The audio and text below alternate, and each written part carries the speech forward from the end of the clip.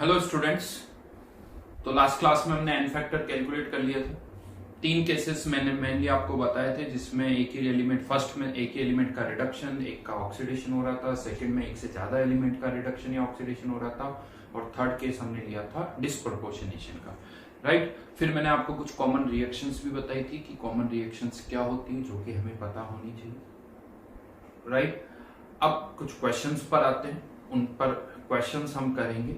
तो लिखिए, क्वेश्चंस लिखिए यहां पर।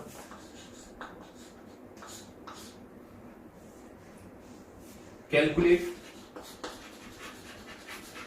The moles of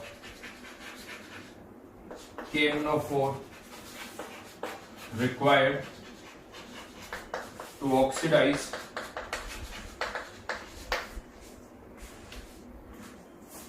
180 gram H2C2O4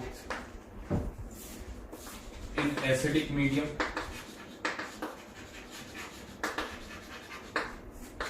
Also calculate volume of CO2 produced at STP.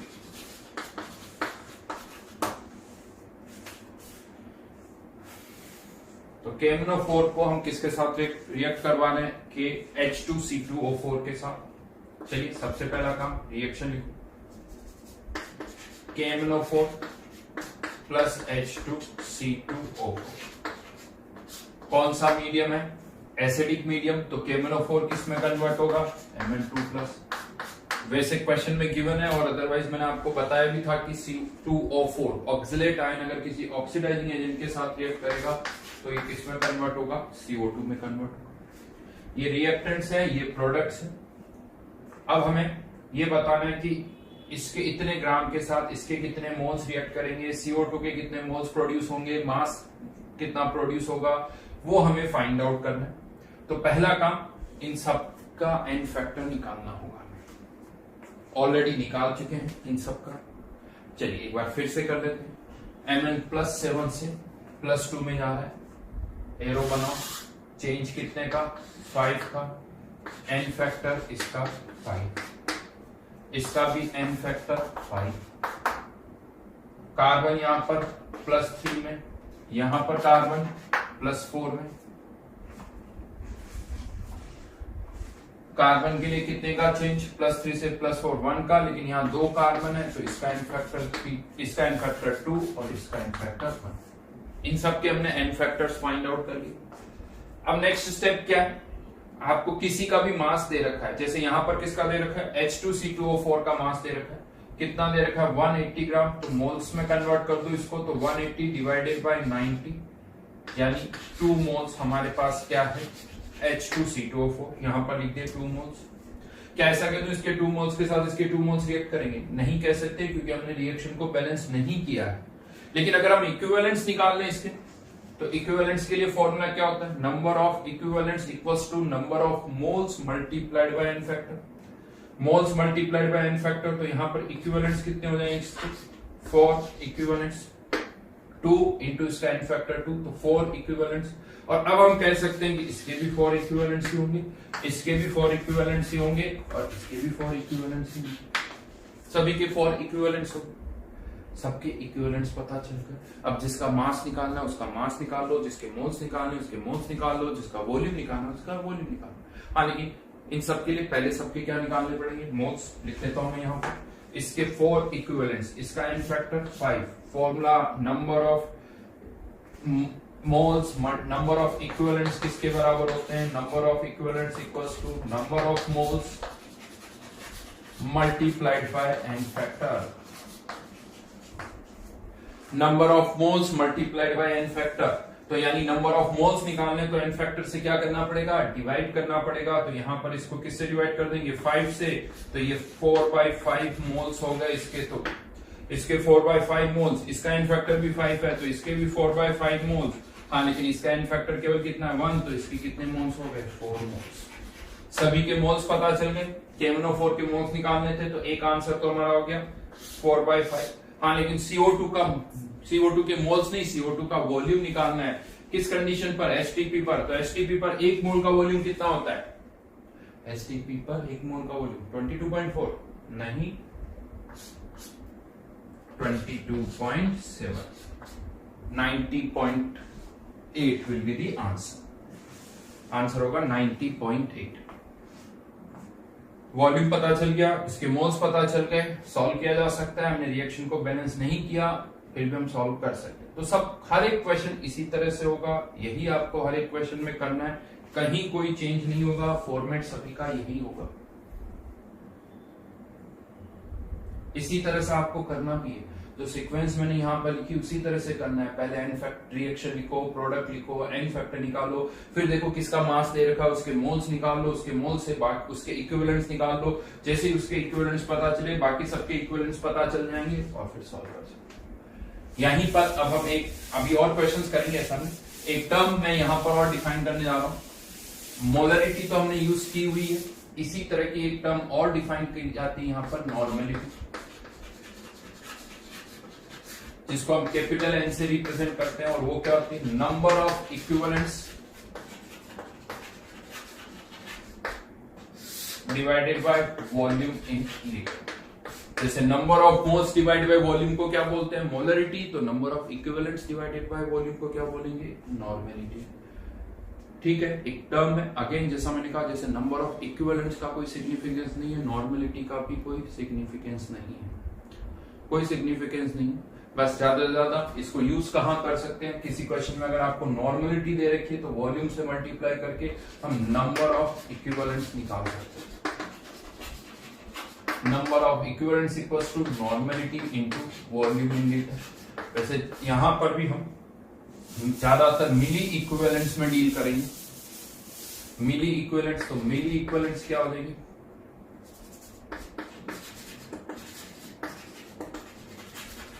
उसके लिए वॉल्यूम किसमें ले लेंगे? हम एमएल। ठीक है, तो हो सकता है क्वेश्चन में मोलरिटी की जगह आपको नॉर्मेलिटी दे रखी हो, फिर उस केस में हमें एन फैक्टर निकालने की जरूरत ही नहीं, क्योंकि डायरेक्ट हमें क्या पता चल गया? नंबर ऑफ इक्विवेलेंट्स पता चल गया। चलिए क्वेश्चन इस पर भी बेस्ट कर लेते हैं। कैलकुलेट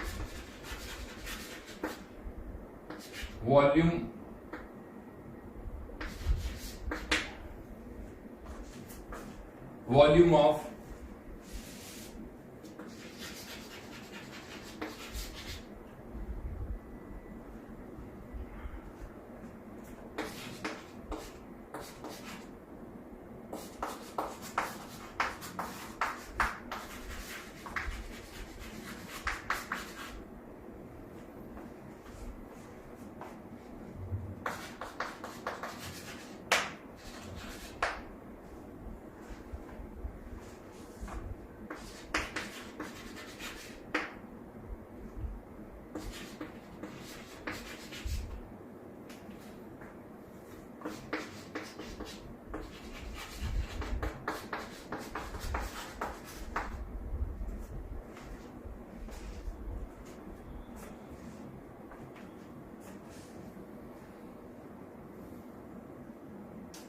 अच्छा, यहां पर इसको सॉल्व करने से पहले एक और पॉइंट भी मैं बता दूं। नंबर ऑफ इक्विवेलेंट्स की जगह क्या लिख सकता हूं मैं? Number of moles multiplied by n factor, और number of moles divide by volume को हम क्या लिख सकते हैं? मोलरिटी।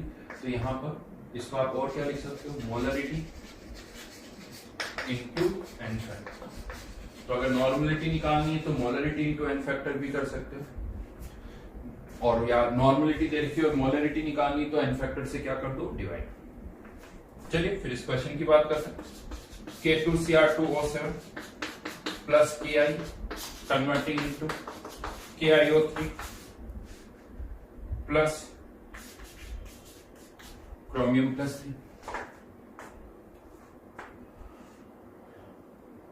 वैसे हम इसका एन फैक्टर निकाल तो सकते हैं, +6 से +3 का चेंज, 2 क्रोमियम है तो एन फैक्टर 6, लेकिन इस क्वेश्चन में उसकी जरूरत ही नहीं, क्योंकि ऑलरेडी आपको क्या दे रखी? नॉर्मेलिटी दे रखी, तो इसके एन फैक्टर की जरूरत ही नहीं है। डायरेक्ट आप इसके इक्विवेलेंट्स निकाल सकते हो। कैसे? Normality into volume. ये K2Cr2O7 के इक्विवेलेंट्स हो गए। Ki के इक्विवेलेंट्स कैसे निकालेंगे? इसकी मोलरिटी दे रखी है 0.2, वॉल्यूम दे रखा है 50 ml इंटू के आई का क्या आएगा n फैक्टर। के आई का n फैक्टर क्या होगा -1 से +5, कितने का चेंज 6 का, और एक ही आयोडीन है तो इसका n फैक्टर 6। ये मिली इक्विवेलेंस ऑफ के आई, इधर भी मिली इक्विवेलेंस ऑफ K2Cr2O7। कितना वॉल्यूम तो हमें निकालना है। लेट्स से नॉर्मलिटी कितनी दे रखी है 0.1, यहां से वॉल्यूम आ जाएगा ये 2, तो 600।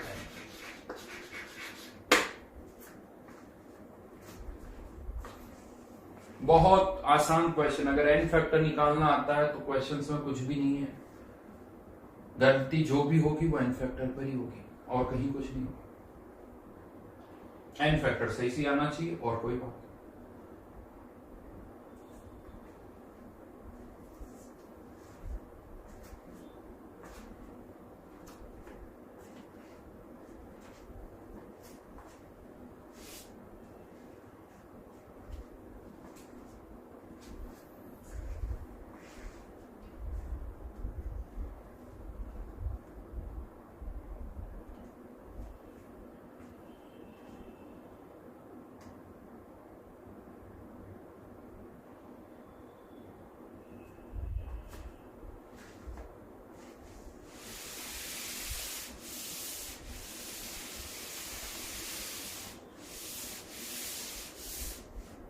चलिए एक और क्वेश्चन करते हैं।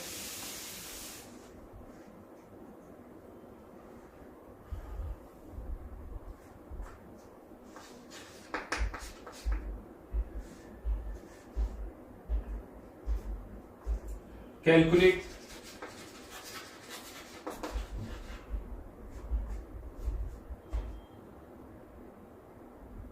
Volume of 0.1 m Na2H2O3 required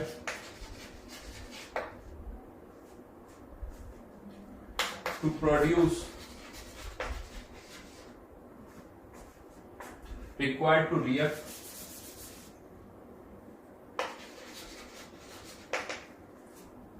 with 508 gram iodine.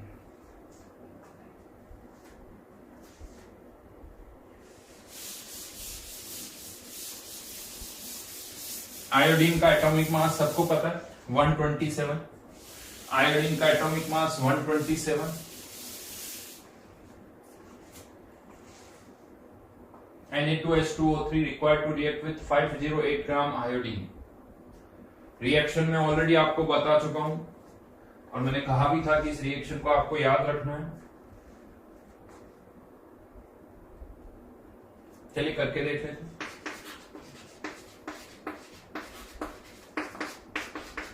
क्या प्रोडक्ट बनेगा? आयोडीन का रिडक्शन NaI या I- लिख दीजिए और Na2H2O3 का ऑक्सीडेशन Na2S4O6। ऑक्सीडेशन नंबर अगर मैं यहां पर लिखूं तो इसका +2, इसका 0, इसका -1 और इसका 2.5। सल्फर का ऑक्सीडेशन 2 से 2.5, आयोडीन का रिडक्शन, इसे हाइपो भी बोलते हैं या सोडियम थायोसल्फेट। फिर से कह सकते हो इन दोनों के इक्विवेलेंट्स बराबर होंगे, इन दोनों के इक्विवेलेंट्स बराबर होंगे। यहां एक गड़बड़ होती, अब यहां क्या मिस्टेक होती, ठीक है। एन फैक्टर तो आप निकाल ही लीजिए, वैसा एन फैक्टर की बात नहीं कर रहा हूं, इसका एन फैक्टर 2 और इसका एन फैक्टर 1 आएगा। इन्हीं की जरूरत है, अभी इनके एन फैक्टर्स की हमें जरूरत नहीं। लेकिन हाँ, आयोडीन के मोल्स कितने होंगे, किससे डिवाइड करो, 127 से या 254 से? 254 से डिवाइड करेंगे, क्योंकि I2 के मोल्स निकाल रहे हो तो I2 के मोल्स निकाल रहे हो तो 504 divided by 2, 508 divided by 254 which is 2 moles of I2। ये I2 के मोल्स हैं, I2 का एन फैक्टर 2 तो 4 इक्विवेलेंट्स, इसके भी 4 इतने ही इक्विवेलेंट्स होंगे। तो वॉल्यूम इनटू 0.1, इसका एन फैक्टर 1 है तो वॉल्यूम कितना आ जाएगा 40, और ये इक्विवेलेंट्स है तो अब ये जो वॉल्यूम होगा वो भी लीटर में।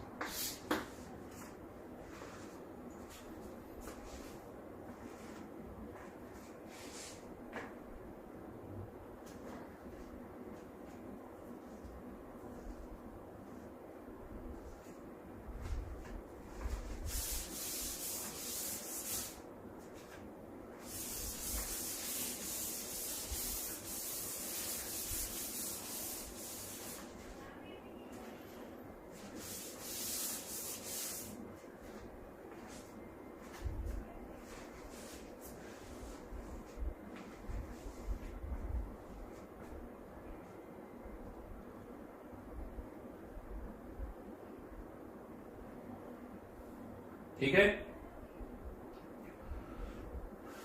चलिए और क्वेश्चन करते हैं।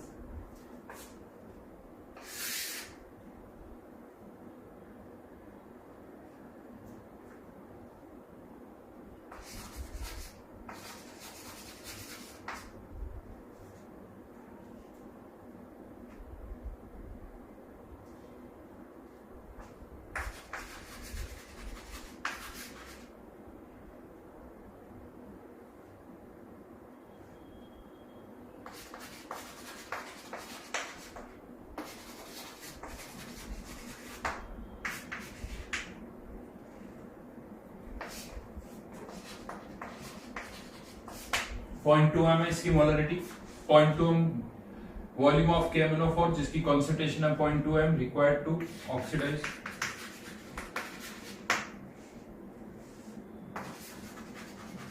2 mole Cu2s into Cu2 plus SO4 2 minus in neutral medium।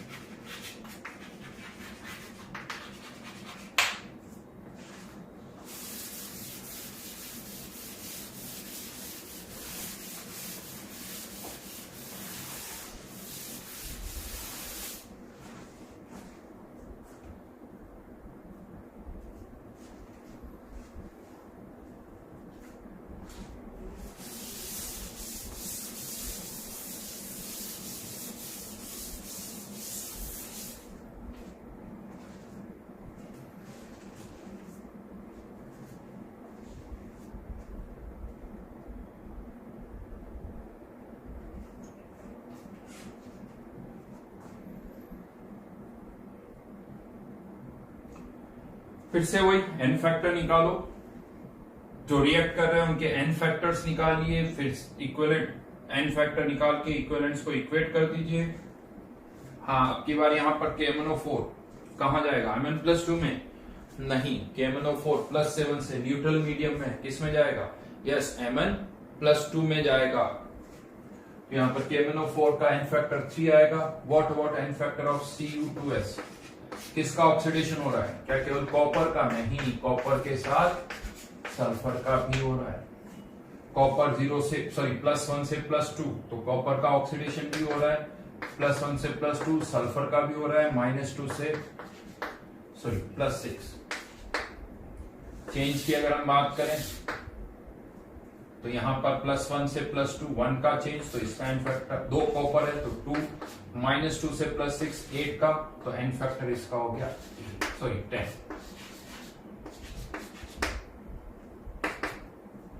n factor इसका 10 है। Cu2s का KMnO4 की रिएक्शन अगर हम लिखें, KMnO4 Mn+4 में, तो n फैक्टर इसका 3। चलिए फिर से इक्विवेलेंस इक्वेट कर देते हैं। तो 0.2 equivalence of KMnO4 0.2 volume into n factor 3 equals to 2 moles into इसका n फैक्टर 10 वॉल्यूम इज 100/। कुछ नहीं किया, n फैक्टर निकालने का, तो n फैक्टर्स बदल गए। यहाँ पर केस 2 आ गया, Cu2s मैंने ले लिया, कॉपर का भी ऑक्सीडेशन हो रहा है, सल्फर का भी ऑक्सीडेशन हो रहा था। अभी तक केवल एक ही एलिमेंट का रिडक्शन ऑक्सीडेशन हो रहा था, यहाँ पर 2 एलिमेंट का ऑक्सीडेशन हो गया। यही चेंज हो सकते हैं और कुछ नहीं हो सकता। n फैक्टर निकालने के तरीके बदल जाएंगे। वो एसिडिक मीडियम था तो KMnO4 का n फैक्टर +5, यहाँ वहां पर 5 था, यहाँ पर KMnO4 का n फैक्टर चेंज हो गया प्लस। जो JEE 2020 में जो भी क्वेश्चन आया है वो भी KMnO4 का ही था, न्यूट्रल मीडियम था, वहां पर KMnO4 का n फैक्टर 3 था और कुछ भी नहीं था उसमें। KI की रिएक्शन हो रही थी, KI से I2 बन रहा था, बड़ा सिंपल सा क्वेश्चन।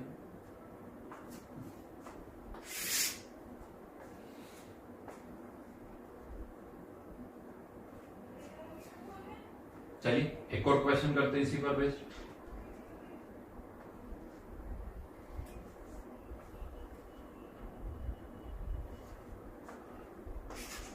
कैलकुलेट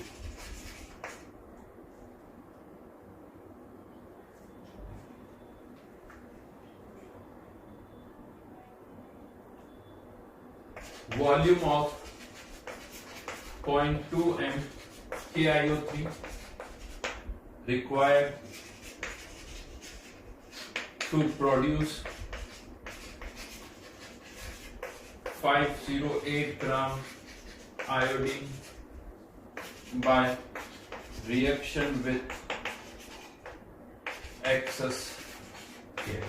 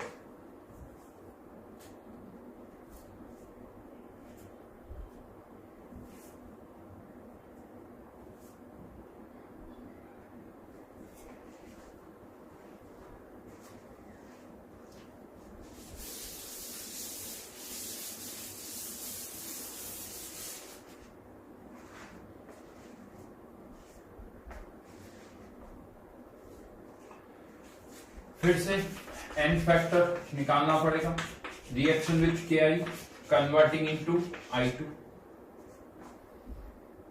क्या कहते हैं I2 का एन फैक्टर, यहां पर रिवर्स में देखोगे तो ये आयोडीन का डिस्प्रोपोर्शनेशन हो रहा है, कम प्रपोर्शनेशन बोल देते हैं इसको, कम प्रपोर्शनेशन बोलते हैं, या उल्टा देखोगे तो डिस्प्रोपोर्शनेशन। यस, यहां पर इस KiO3 यहां पर इसका ऑक्सीडेशन स्टेट कितना है 5, यहां पर है 5, यहां पर है -1, यहां पर 0। इसका एन फैक्टर अगर हम लिखें, पहले भी निकाल चुके हैं, इस वाली रिएक्शन में इसका एन फैक्टर 2 है, इस वाली रिएक्शन में एन फैक्टर 10 है, इसमें 2 इसमें 10, तो 2 into 10 डिवाइड बाय 2 प्लस 10 5/3। इसका एन फैक्टर 1, इसका एन फैक्टर 5। ये इन सब के एन फैक्टर हो गए, यहाँ पर वो एन फैक्टर चेंज हो गया। इसके मोल्स अगर हम निकालें आयोडीन के 2 मोल्स कैसा है 508 डिवाइड बाय 254, 2 मोल्स, तो इक्विवेलेंस कितने हो जाएंगे 10/3 इक्विवेलेंस। इक्विवेलेंस कितने हो जाएंगे 10/3, 10/3 इक्विवेलेंस। यहां पर इनके भी इक्विवेलेंस इक्वेट करने होंगे, तो यहां पर इसका वॉल्यूम इंटू 0.2 इंटू इसका एन फैक्टर 5, एन फैक्टर 5, ये इसके इक्विवेलेंस, ये इसके इक्विवेलेंस। लेकिन हाँ ध्यान रखना ये दोनों को इक्वेट कर रहे हैं, ये इक्विवेलेंस है यहाँ पर, तो ये वॉल्यूम किस में आएगा लीटर में, तो सॉल्व कर दीजिए इसको, ये 1 हो गया, तो आंसर इज 10/3। कुछ नहीं, चेंजेस जितने भी हो रहे हैं वो सब केवल एन फैक्टर पर हो रहे हैं। हर एक केस का हर एक एन फैक्टर का एक एग्जांपल मैं यहाँ पर ले रहा हूँ। यहाँ पर इसमें एक से ज्यादा सब्सटेंस का ऑक्सीडेशन हो रहा था, इवन प्रोडक्ट गिवन है। यहाँ पर भी आप कह सकते हो सारे प्रोडक्ट्स आपको गिवन है, KI के साथ किसकी रिएक्शन हो रही है KiO3 की, क्या प्रोडक्ट बन रहा है यहाँ पर आयोडीन। तो सारे प्रोडक्ट्स हमें यहाँ पर गिवन है।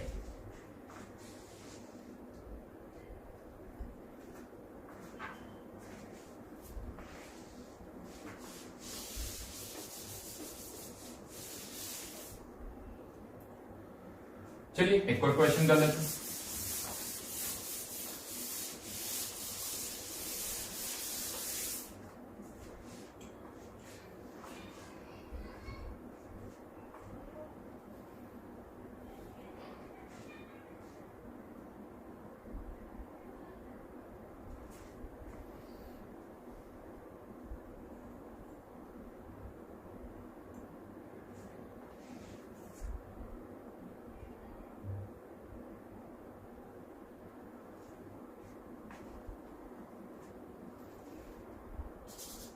sample of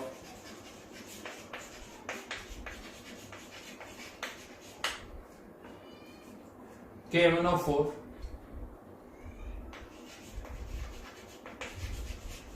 divided in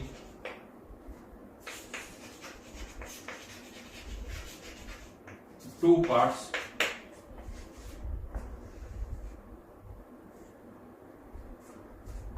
One part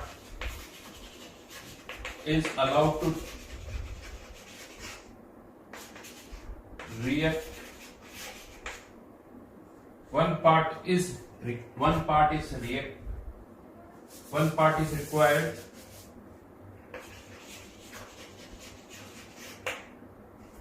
part is required. 50 ml, 0.5 m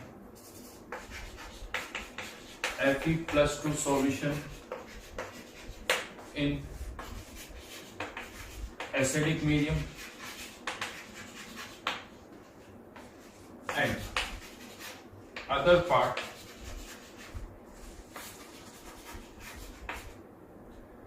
required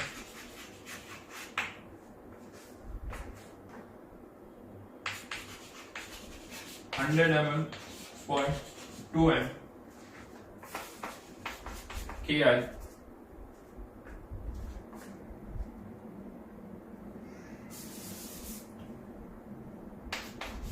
H2C2O4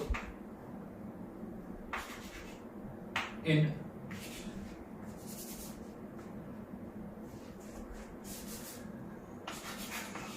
Na2C2O4 in strongly basic medium. Calculate moles of KMnO4 in original sample.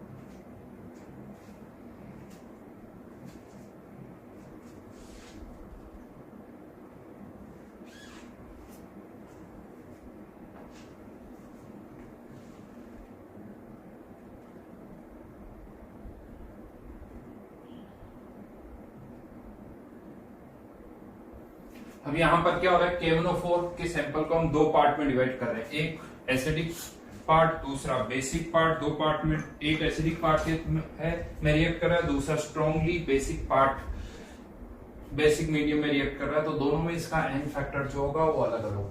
एक और पॉइंट आता है, ये Fe+2 जो है वो KMnO4 के साथ रिएक्ट कर रहा है, जाएगा कहां पर? तो डेफिनेटली ये तो क्लियर है कि Fe+2 का ऑक्सीडेशन होगा। अब ऑक्सीडेशन होकर किस में जाएगा, तो मैं आपको बता दूं, ये जो Fe होता है या तो +2 या फिर +3। तो अगर +2 में है, प्लस ऑक्सीडेशन होगा, तो +2 से ये किस में जाएगा, +3 में जाएगा। तो यहां पर रिएक्शन की अगर हम बात करें तो KMnO4 Fe+2 Fe+3 और एसिडिक मीडियम है तो Mn+2। इसका एन फैक्टर 5 ही है, इसका n factor 1। 50 into 0.5 n factor 1, ये मिली मोल्स, ये मिली इक्विवेलेंट्स हो गए। इसके मोल्स इंटू इसका एन फैक्टर, ये मिली इक्विवेलेंट्स है तो डिवाइड बाय में 1000 कर देता हूं, तो ये यहां पर हो जाएगा 10, ये 5, तो 5 इंटू 10⁻³ मोल्स। इतने मोल्स तो KMnO4 के फर्स्ट पार्ट में, 5 इंटू 10⁻³ मोल्स तो फर्स्ट पार्ट में,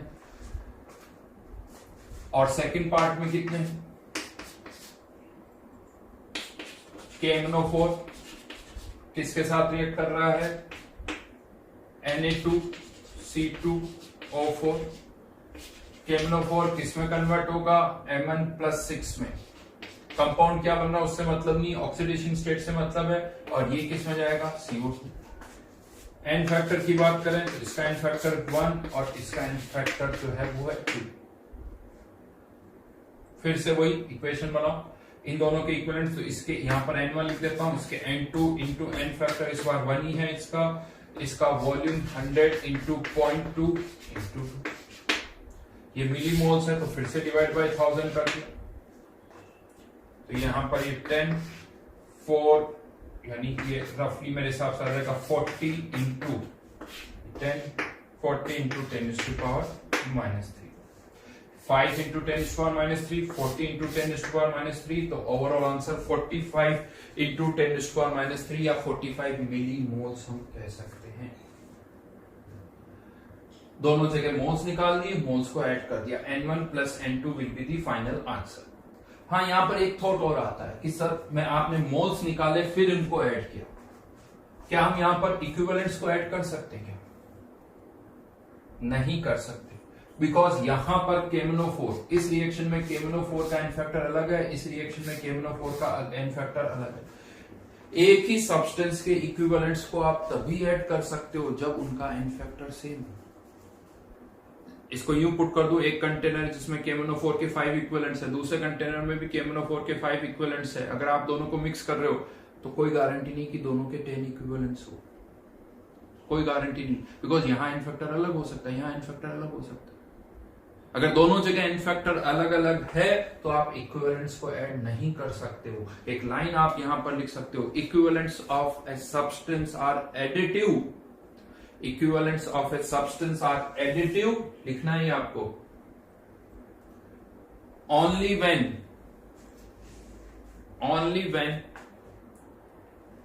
एन फैक्टर्स आर सेम।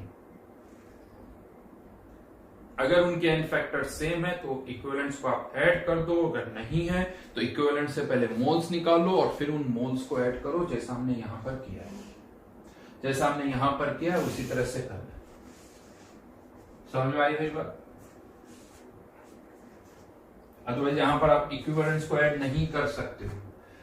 जैसे मैं बता दो, ऐसा नहीं कि 50 इंटू 0.5 ये कितना हो गया 25 एन फैक्टर 1, तो यहां पर इसके 25 मिली इक्विवेलेंट्स है KMnO4 के, वो निकालोगे आ जाएगा 25 मिली इक्विवेलेंट्स। यहां पर अगर हम निकालेंगे तो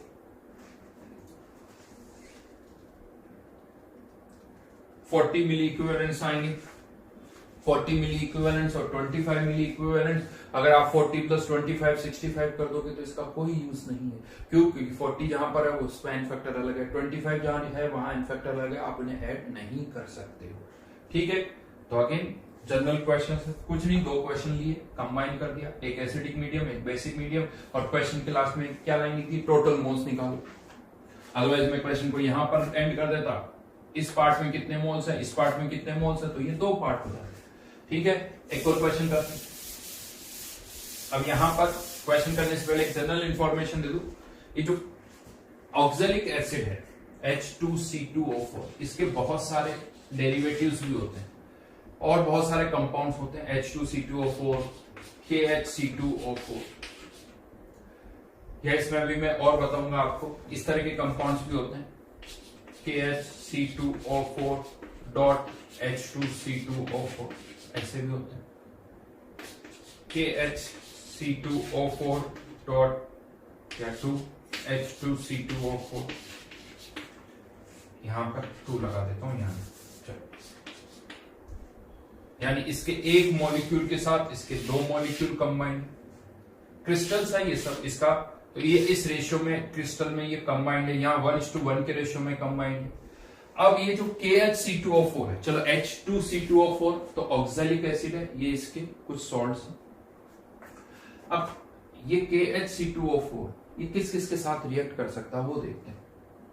ये एक ऑक्सीडाइजिंग एजेंट के साथ तो रिएक्ट कर ही सकते हैं, ऑक्सीडाइजिंग एजेंट के साथ अगर ये रिएक्ट करा तो वो इस कार्बन को जो कि +3 में है इसमें लेके चलाएंगे +4 में, यानी CO2 प्रोडक्ट बनेगा अगर ऑक्सीडाइजिंग एजेंट के साथ रिएक्ट करें। लेकिन ये जो कंपाउंड है ये एक एसिड और बेस के साथ भी रिएक्ट कर सकता है। अगर ये बेस के साथ रिएक्ट कर रहा है, ये बेस और ये एसिड है, ये H plus ion acidic hydrogen है, ये यहां से रिमूव हो जाएगी। प्रोडक्ट क्या बनेगा? K2C2O4 salt. लेकिन सॉरी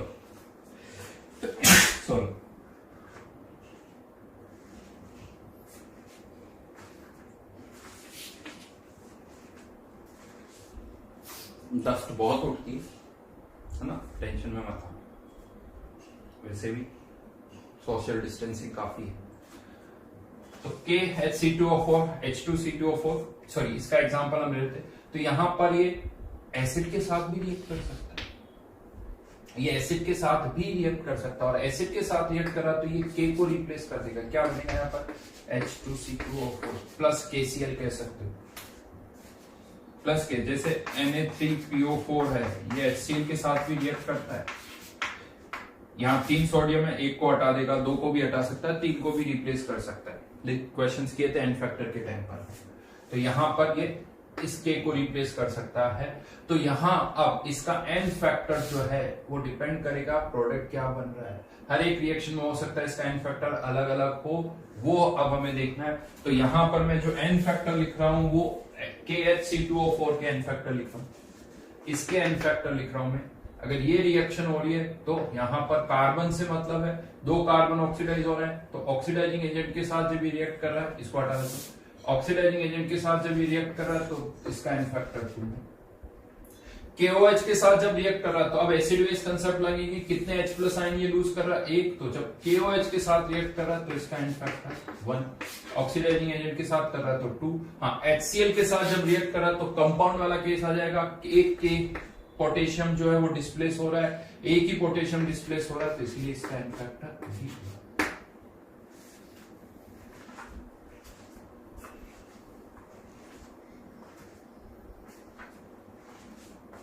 जगह बना लेता हूं थोड़ी, मैं इसको हटा देता हूं, वापस लिख लेंगे।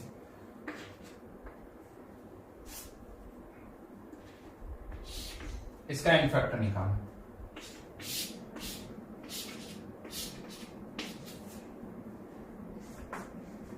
ऑक्सीडाइजिंग एजेंट KOH और HCl। ऑक्सीडाइजिंग एजेंट के केस में प्रोडक्ट CO2, KOH के केस में ये सारी रिएक्शन नहीं दे रखी तो हम यही मानेंगे सारी हाइड्रोजन रिप्लेस हो रही है। तो यहाँ पे भी K2C2O4, यहाँ पे भी K2C2O4, ऐसे ही लिख दो। अजीब सा दिखना है, कोई प्रॉब्लम नहीं है, ऐसा नहीं कि सब कुछ अजीब सा दिख रहा है, इसको ऐसे ही लिखना हमें। और यहाँ पर क्या हो जाएगा? H2C2O4 dot H2C2।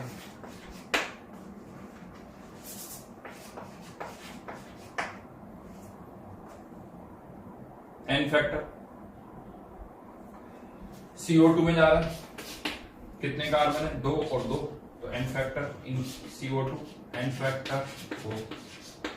KOH के साथ जब रिएक्शन हो रही तो कितनी एसिडिक हाइड्रोजन रिप्लेस हो रही है? 2 और 1 3, तो एन फैक्टर 3।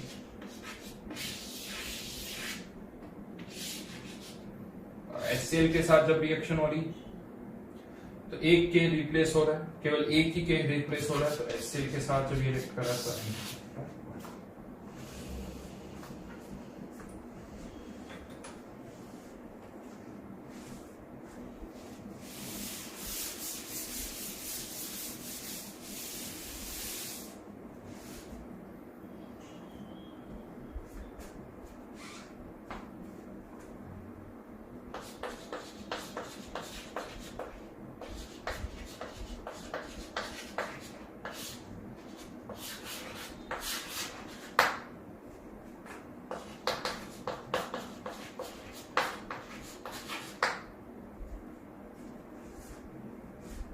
एन फैक्टर्स निकालने तीनों केसेस में।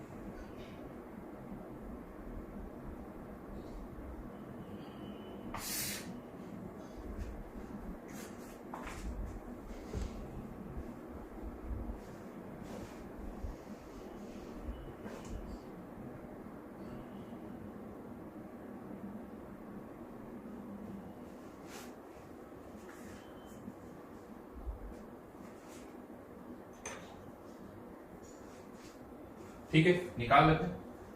तो यहाँ पर 2 4 और 2 6, तो इसके केस में एन फैक्टर 6, KOH के केस में ऑक्सीडाइजिंग एजेंट के केस में एन फैक्टर 6 है, KOH के केस में एन फैक्टर 4 है और HCl के केस में N factor 1।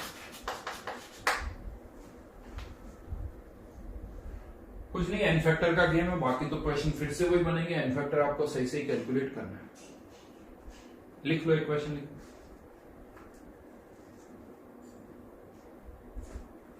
Calculate moles of K2Cr2O7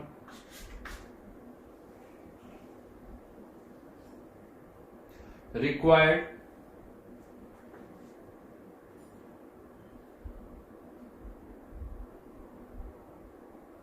to oxidize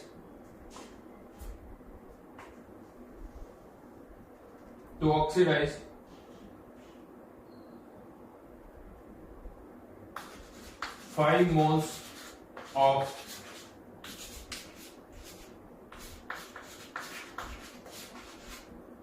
aluminium Al2 whole twice C2O4 whole thrice dot H2C2O4।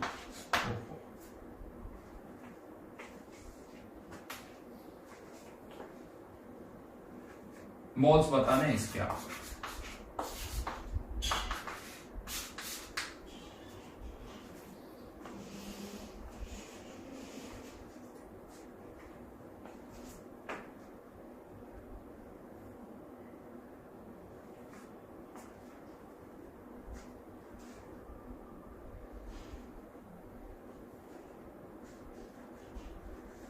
N factor इसका तो पता ही 6, एन फैक्टर इसका 6 है, फिर मोल्स निकालने एन फैक्टर नहीं। एन फैक्टर हमें पता है, इसका एन फैक्टर 6 होता है, मोल्स इसके निकालने हैं। इसका एन फैक्टर कितना होगा? ऑक्सीडाइजिंग एजेंट है, कार्बन काउंट करो 6 + 2 8, n × 6 = 5 × 8, 40/6 यानी 20/3 will be the answer।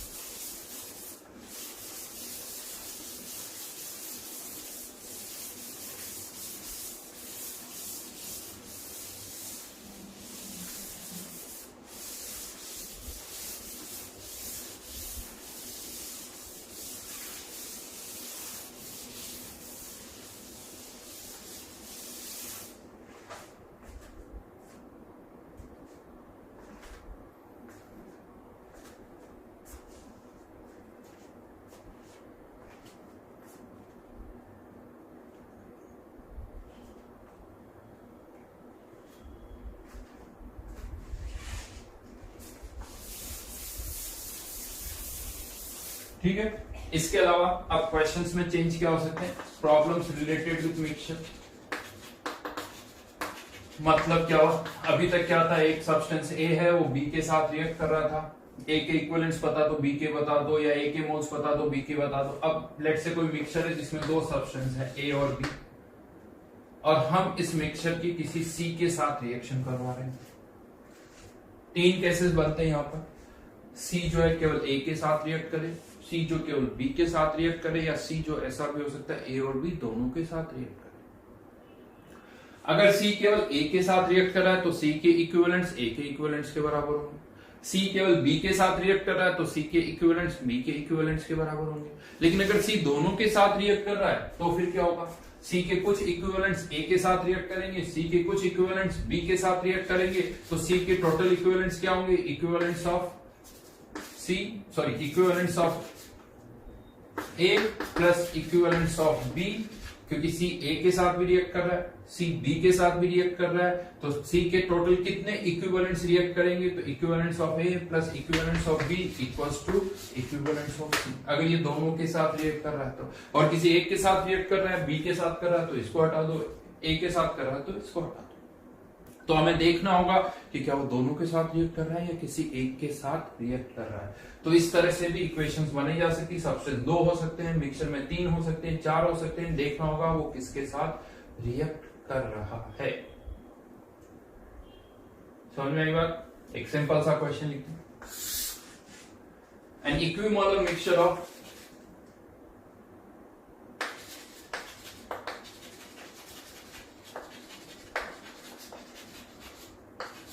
FeO and Fe2O3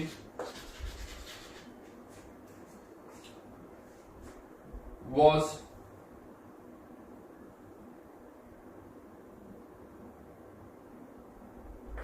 titrated. ये जो वर्ड टाइट्रेटेड है मतलब रिक्वायर्ड कह सकते हो कि हम इसको रिएक्ट करवा रहे हैं। वॉज टाइट्रेटेड यानी रिक्वायर्ड वर्ड भी यूज कर सकते हो।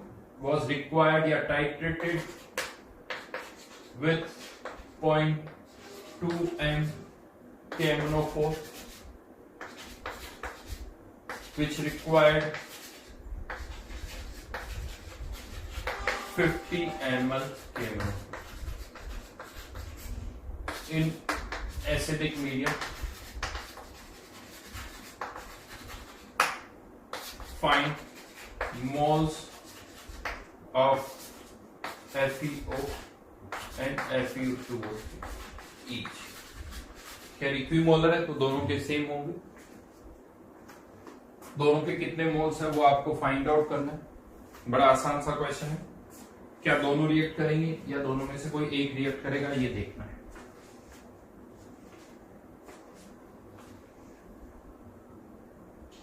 डेफिनेटली केवल FeO ही रिएक्ट करेगा क्योंकि उसमें आयरन +2 में है जो कि +3 में जाएगा। ऑलरेडी ये यहाँ पर +3 में है, इसका ऑक्सीडेशन नहीं होगा तो रिएक्शन तो केवल FeO और KMnO4 की ही होगी।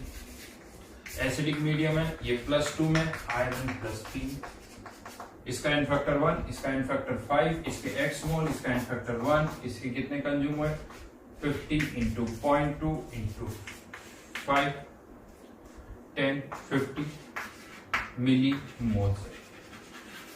50 मिली मोल्स, इसके भी 50 मिली मोल्स और Fe2O3 के भी 50 मिली मोल्स होंगे। ऑब्वियसली देखो ये मैं बता दूं ये सॉलिड्स होते हैं तो रिएक्शन करवाने से पहले इनका सॉल्यूशन बनाना पड़ेगा। FeO और Fe2O3 ये सॉलिड्स होते हैं, इनका सॉल्यूशन बनाना पड़ेगा। तो वो सारे प्रॉब्लम्स है, मतलब कैसे एग्जैक्टली रिएक्शन कैसे होगी वो नहीं पता। हाँ बट हम FeO और Fe2O3 को रिएक्ट करवा रहे हैं, ये क्लियर है। ऐसा नहीं सॉलिड के FeO पर आपने KMnO4 डाल दिया, ऑब्वियसली ऐसा नहीं होगा कि सॉलिड FeO पर हम KMnO4 डाल रहे हैं। ऑब्वियसली उनका Fe+2 का, इससे हम Fe+2 का सॉल्यूशन बनाएंगे, इससे Fe+3 का सॉल्यूशन बनेगा, इससे जो Fe+2 आएंगे वो KMnO4 के साथ रिएक्ट करेंगे, इससे जो Fe+3 आ रहे हैं वो रिएक्ट नहीं करेंगे। एक और क्वेश्चन लिखो।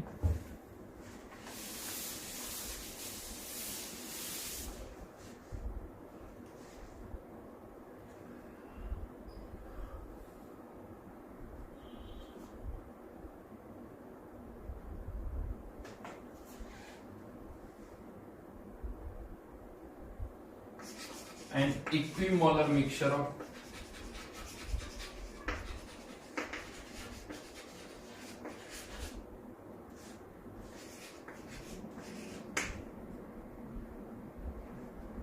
SNS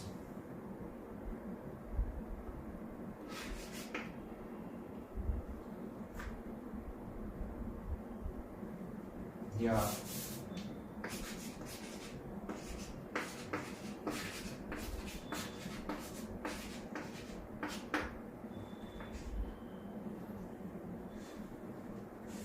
required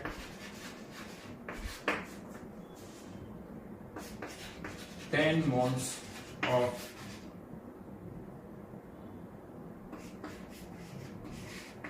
H2O2 to oxidize itself into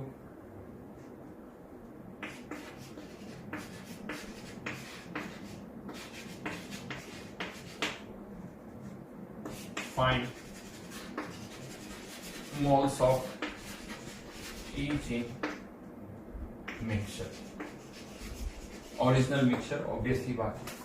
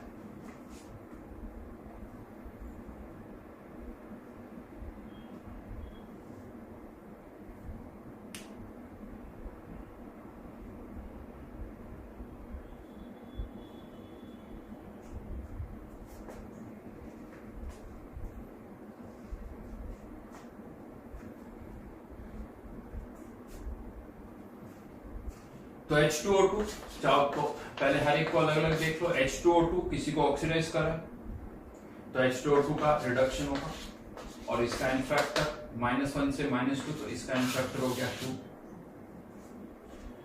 H2O2 का एन फैक्टर तो आ गया 2। अब किसके निकालने, इन दोनों के। क्या ये दोनों के साथ रिएक्ट करेगा, दिख रहा है, क्योंकि यहाँ पर तो आर्सेनिक और सल्फर दोनों का ऑक्सीडेशन होगा, यहाँ केवल किसका ऑक्सीडेशन हो रहा है, सल्फर का। AS2S3 H3 ASO4 plus SO4।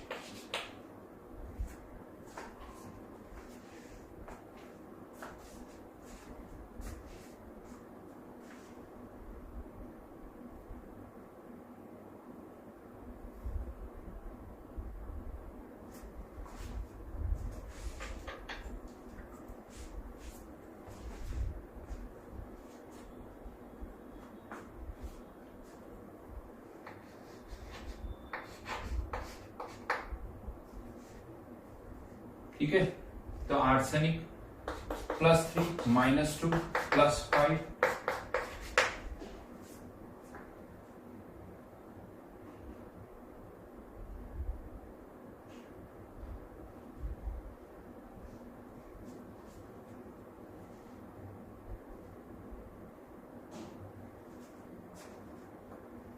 N factor निकालना पड़ेगा 2 का और इधर 6 का।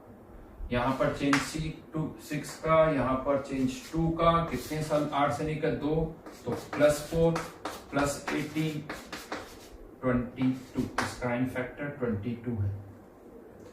और AS2S5 की बात करें तो उसमें आर्सेनिक का तो कोई चेंज नहीं हो रहा, SO2 -2 से +6 चेंज कितने का, सॉरी -2 से +4 चेंज कितने का, 6 का। एन फैक्टर इसका 30। इक्विमोलर मिक्सचर दोनों के XX मोल, तो X × 22 plus X × 30 equals to 10 × 2, यानी 52X equals to 20, X equals to 10/26।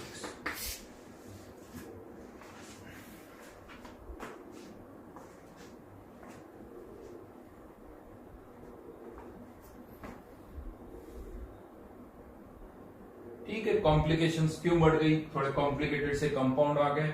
Concept अभी भी वही है, कैसे करना है वो मैंने आपको बताया। एन फैक्टर निकालने के तरीके चेंज हो रहे हैं, बाकी कुछ भी चेंज यहाँ पर नहीं हुआ है। ठीक है, और कॉम्प्लिकेटेड करना है, सब्सटेंस और ज्यादा डाल दो, 2 की बजाय 3 का मिक्सचर ले लो, तो इस तरह से चेंजेस किए जा सकते हैं। तो एन फैक्टर की जितनी ज्यादा प्रैक्टिस करोगे, शीट में बहुत सारे क्वेश्चन दे रखे हैं, बहुत बेसिक से क्वेश्चन दे रखे हैं, प्रैक्टिस करोगे तभी अपने आप कॉन्सेप्ट क्लियर होते जाएंगे, अपने आप कंफ्यूजन क्लियर होते जाएंगे। बगैर प्रैक्टिस के कुछ नहीं होगा। यानी इवन क्वेश्चन करोगे, आंसर देख के भी आपको समझ में आ जाएगा कि किस तरह से सोचना होता है, किस तरह से थॉट्स आने चाहिए, वो सब अपने आप आपको समझ में आते जाएंगे। हाँ, लेकिन फिर से कहूंगा, अभी भी कुछ केसेस ऐसे हैं, कुछ केसेस ऐसे हैं जहां पर एन फैक्टर अभी हमने नहीं निकाले हैं।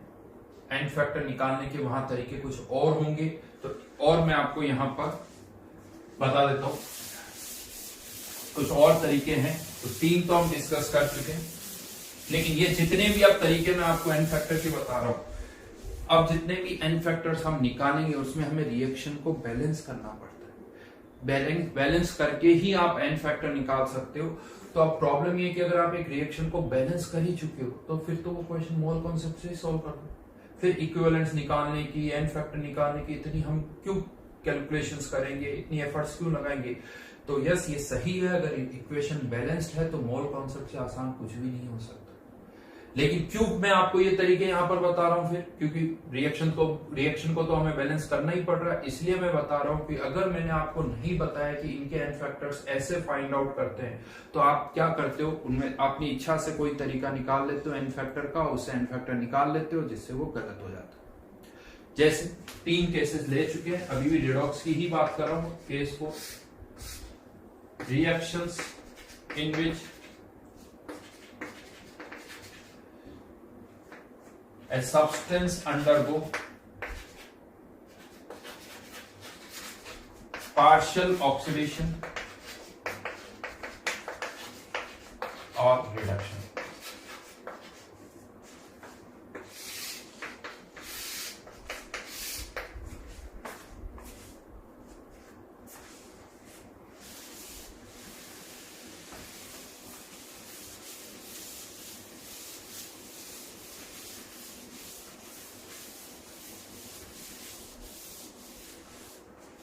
पार्शियल ऑक्सीडेशन और रिडक्शन।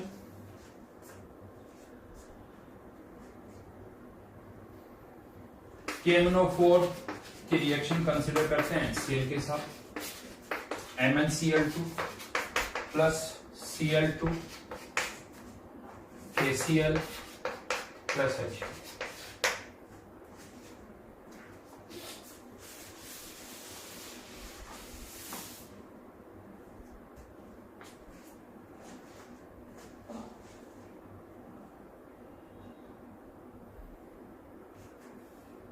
ठीक है, यहां पर Mn+7 में है, यहां Mn+2 में है, क्लोरीन यहां पर -1, क्लोरीन यहां पर 0।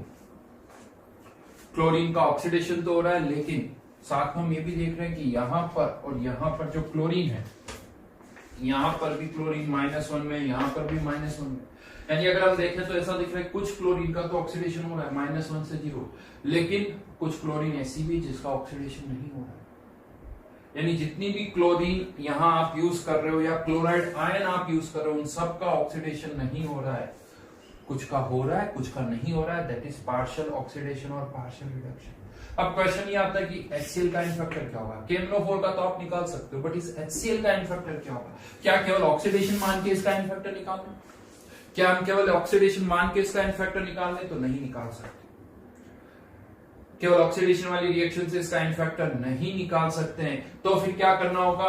अब अगर हमें यहां पर इस HCl का इन फैक्टर निकालना है तो हमें इस रिएक्शन को बैलेंस करना पड़ेगा। इस रिएक्शन को बैलेंस करना पड़ेगा।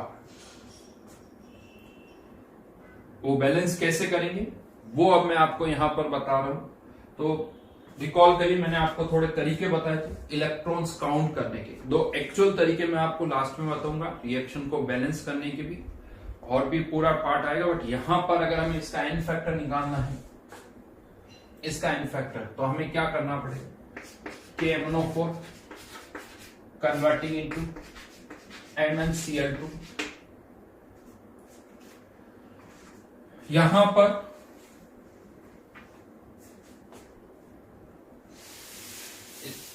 केवल आप क्या करो, जिसका रिडक्शन और ऑक्सीडेशन हो रहा उसी की रिएक्शन लिखो। Mn+7 से Mn किस में जा रहा है? +2। और यहां पर Cl- किस में जा रहा है? Cl2। ये रिडक्शन और ये ऑक्सीडेशन, ये रिडक्शन है और ये ऑक्सीडेशन। ठीक है, Mn ऑलरेडी बैलेंस है, यहां पर Cl को हमने बैलेंस कर दिया, Cl को हमने बैलेंस कर दिया। चार्ज को बैलेंस करें, यहां पर 5 इलेक्ट्रॉन और यहां पर चार्ज को बैलेंस करो तो यहां पर 2। ठीक है,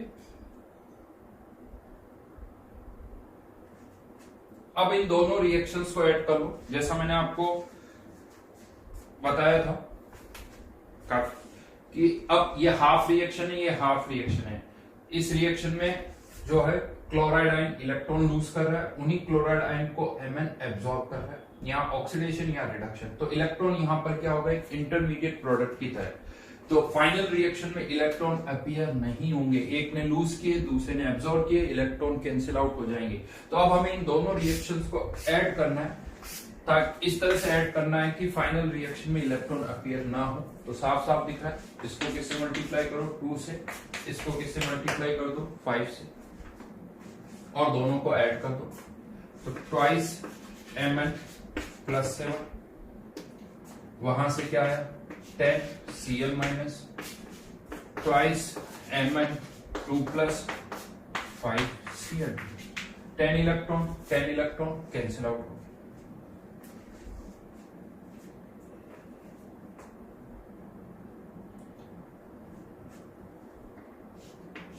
इलेक्ट्रॉन जो है वो कैंसिल आउट हो।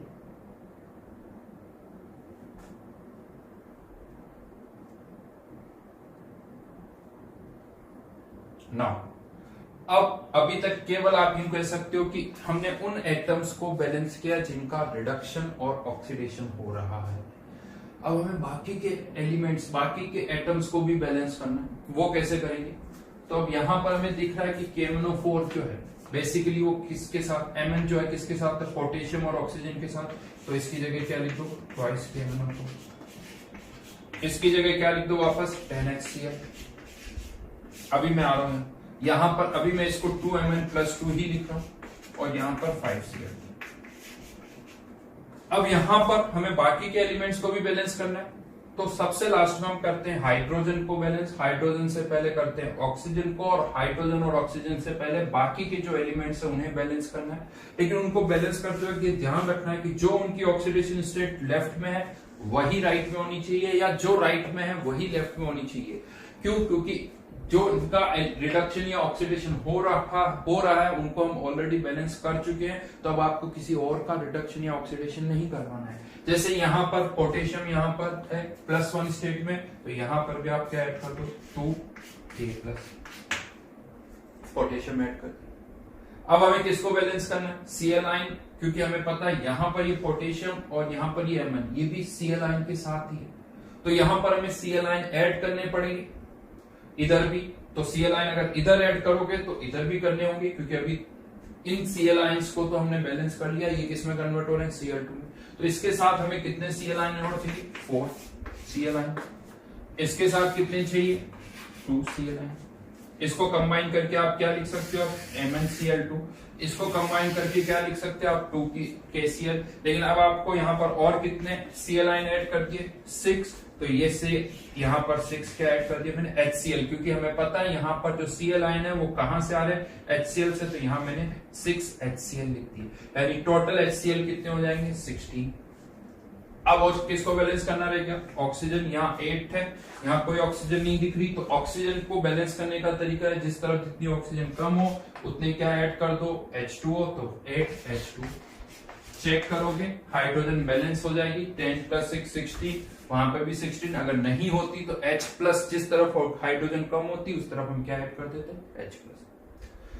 अब यहां पर इस रिएक्शन को हम देखें तो twice KMnO4 + 16 HCl converting into twice MnCl2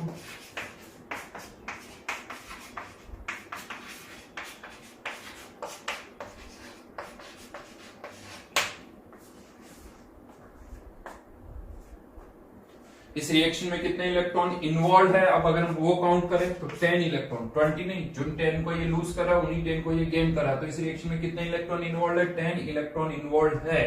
अब अगर आपको इनका एन फैक्टर फाइंड आउट करना है तो सबका एन फैक्टर फाइंड आउट करने का एक ही तरीका है, नंबर ऑफ इलेक्ट्रॉन्स इन्वॉल्व पर मॉलिक्यूल। तो यहाँ पर कितने मॉलिक्यूल इन्वॉल्व है, 2 के साथ कितने इलेक्ट्रॉन, 10। तो 1 के साथ कितने होंगे, 5। इनिशियली भी वही आ रहा था, लेकिन इसका एन फैक्टर अब यहां पर आएगा, 10 इलेक्ट्रॉन इन्वॉल्व है 16 मॉलिक्यूल्स के लिए। तो पर मॉलिक्यूल 10/16। तो इसका एन फैक्टर यहां पर 10/16 होगा। ऐसा नहीं कि सर HCl एसिड 1 हो जाएगा, ना तो 1 है ना इसका एन फैक्टर यहां से निकालोगे वो भी केवल ऑक्सीडेशन से वो भी बना रहा है, नहीं, इसका एन फैक्टर 10/16। इनफैक्ट बाकियों का भी निकाल सकते हो वापस। इसका तो 10/2 वही 5 ही आएगा। इसका एन फैक्टर 10/5 2 आ जाएगा। इनके भी एन फैक्टर निकाल सकते हो, इसका एन फैक्टर 5 और इसका एन फैक्टर 10/8। हर एक सब्सटेंस का एन फैक्टर, चाहे उसका रिडक्शन हो रहा है या नहीं हो रहा है, सबका एन फैक्टर निकालने का यही तरीका है, नंबर ऑफ इलेक्ट्रॉन्स इन्वॉल्व पर मॉलिक्यूल। ये इनके एन फैक्टर्स होंगे। बट कह सकता हूं पूरी रिएक्शन ही बैलेंस होगी तो अब एन फैक्टर की क्या जरूरत है, एन फैक्टर की कोई जरूरत। कभी भी जेई में इस तरह का क्वेश्चन नहीं आएगा इसका एन फैक्टर निकालो, क्योंकि ये एन फैक्टर के रूल्स जो ना ये कहीं किसी तरह से बहुत स्टैंडर्डाइज नहीं है कि इस तरह से बुक्स में लिखे हुए। खासकर ये जो केसेस मैं आपको बता रहा हूं इनके तो कहीं पर भी नहीं मिलेंगे, आपको कहीं पर भी नहीं मिलेंगे, और हम भी इनको यूज नहीं करेंगे। ये इसलिए मैंने आपको बता दिया कि ऐसा नहीं कि आप यहां से निकाल दो, सर Cl - Cl2 में जा रहा था 1 का चेंज तो हमने एन फैक्टर 1 कर लिया। भाई अलग केस है, क्योंकि यहाँ पर Cl ऑक्सीडाइज भी हो रहा है, Cl- में भी जा रहा है, तो ये पार्शियल रिडक्शन ऑक्सीडेशन का केस है। इसका एन फैक्टर निकालना है तो आपको इस तरह से करना पड़ेगा।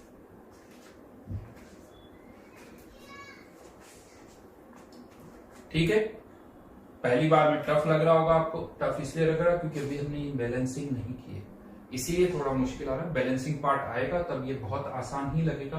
तो बस एक एग्जांपल अभी लिया है, बैलेंसिंग प्रैक्टिस करते करते अपने आप आ जाएगी, कोई प्रॉब्लम इसमें नहीं होगी आपको। ठीक है, अभी हम करेंगे क्योंकि एन फैक्टर के थ्रू हम रिएक्शन को बैलेंस करेंगे। मैं आपको बताऊंगा एन फैक्टर के थ्रू रिएक्शन को बैलेंस करने से बैलेंसिंग अच्छी हो जाती है। जनरली बहुत बार क्या होता है, बैलेंसिंग पहले सीखते हैं फिर एन फैक्टर सीखते हैं, बट मेरा मानना है एन फैक्टर पहले सीखिए ताकि बैलेंसिंग करना और आसान हो जाए, फिर उसमें बहुत कम एफर्ट्स लगानी पड़ती है। ठीक है, तो चलिए यहीं तक करते हैं, इससे आगे फिर नेक्स्ट क्लास में करेंगे। Thank you.